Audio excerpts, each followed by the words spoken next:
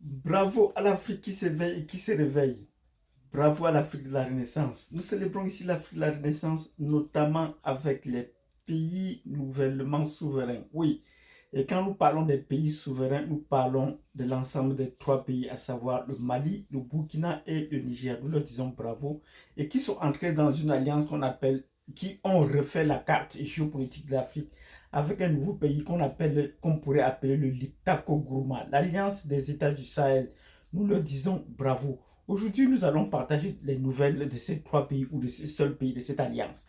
Donc, si vous voulez en savoir sur les alliances, sur les nouvelles dans cette alliance ou dans ces pays, dans ce nouveau ou dans ces confédérations de pays, mettez-nous des pouces. Abonnez-vous si vous n'êtes pas encore abonné. Cliquez sur la cloche de notification et surtout partagez cette vidéo et invitez les autres à suivre les contenus géopolitiques et les décryptages géostratégiques que nous partageons ici. Donc, si vous avez fait ce que nous avons dit précédemment, mettre des pouces, s'abonner, cliquez sur la cloche de notification et partagez cette vidéo, nous entrons dans le vif du sujet. Nous sommes très contents aujourd'hui de partager ces nouvelles avec vous parce que des pays nouvellement souverains, à savoir le Mali, le Burkina et le Niger, prennent chaque jour des décisions qui vont dans le sens de leur souveraineté effective. Alors que certains pays sont passés aux Nations Unies pour dénoncer, les autres, les États souverains n'ont pas beaucoup parlé, mais ils ont agi, mais ils agissent. Et ils agissent, on voit. Et nous allons commencer par le Mali. Le Mali, certains ont dit que la démocratie à l'occidental ne leur convenait pas. Mais qu'est-ce qu'ils ont fait pour cela? Le Mali a encore pris un pas de pied de plus.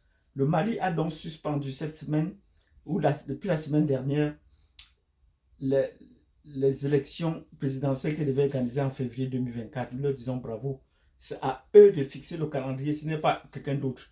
Mais de ce point de vue, comme les démocrates occidentaux sont déjà fatigués, ils se sont tus et ils n'ont plus rien dit. Qu'est-ce qu'on va encore prendre comme sanction à leur endroit? Ça allait faire la guerre à Bamako?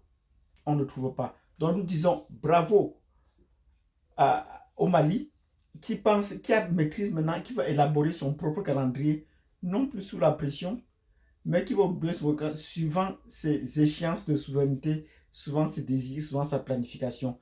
En notre propre avis, qu'Assimi Goïta reste là autant que possible pour asseoir l'indépendance et la souveraineté du Mali. Au vu de ce qu'il a déjà fait et qu'il est en train de faire, que ce gouvernement dure aussi longtemps que possible. Et nous attendons, moi personnellement, j'attends qu'on exporte le modèle malien. Oui, on ne doit pas toujours rester attendre. Parce qu'il y a des pays comme le Sénégal, si on ne va pas les bousculer de l'extérieur, ils ne changeront jamais, ils seront toujours accrochés à la queue de la France. Donc, nous disons bravo au Mali et au Liptako Gourma, ce nouvel État souverain. Nous leur disons bravo pour cette décision qu'ils ont prise à bon escient, à bon moment. Les bonnes nouvelles ne s'arrêtent pas là. Il y a d'autres bonnes nouvelles, tant sur le plan social que sur le plan économique. La population a retrouvé déjà le goût de vivre, le goût d'être malien. Nous aussi, même n'étant pas d'origine malienne, nous avons trouvé le goût de parler du Mali. Ça nous fait une fierté de parler du Mali. Et ailleurs, quand on parle du Mali maintenant, les Français, même à l'étranger, se taisent. Parce qu'ils savent que le Mali a commencé à infliger une sérieuse défaite à la France et est en train de les pousser dans les derniers retranchements. Nous disons bravo à Assimi Goïta et à Choguel Maga qui conduisent parfaitement cette transition vers un Mali nouveau. Qu'est-ce qui se passe également dans le Burkina Faso, au Burkina Faso, le gouvernement a pris la décision cette semaine de suspendre Jeune Afrique économique. Oui, encore un média à terre. Oui, les médias du mensonge. La pile du mensonge doit s'écouler pas à pas. Le combat ou la guerre communicationnelle est en train d'être gagnée et il faut d'abord repousser l'ennemi dans son propre camp. Je l'ai dit ici et je le souhaite pour tout le monde. Désabonnez-vous de RFI et de France 24. Ça, c'est le signe que vous soutenez la transition au Mali, au Burkina, au Niger. Ils ont pris la décision de suspendre ce Niger. Ben, on va encore trouver des Africains qui vont encore aller acheter Jeune Afrique. Voilà. Donc là, ce sont des contradictions dans lesquelles nous vivons et qui ne sont pas bien. Désabonnez-vous de ces chaînes pour soutenir la transition au Burkina, au Mali, au Niger. C'est ça le Liptako Gourma. Si vous voulez soutenir, désabonnez-vous déjà pour qu'il n'y ait plus de bruit dans nos oreilles ou dans notre esprit, parce qu'il pollue les esprits avec des idées qui sont fausses.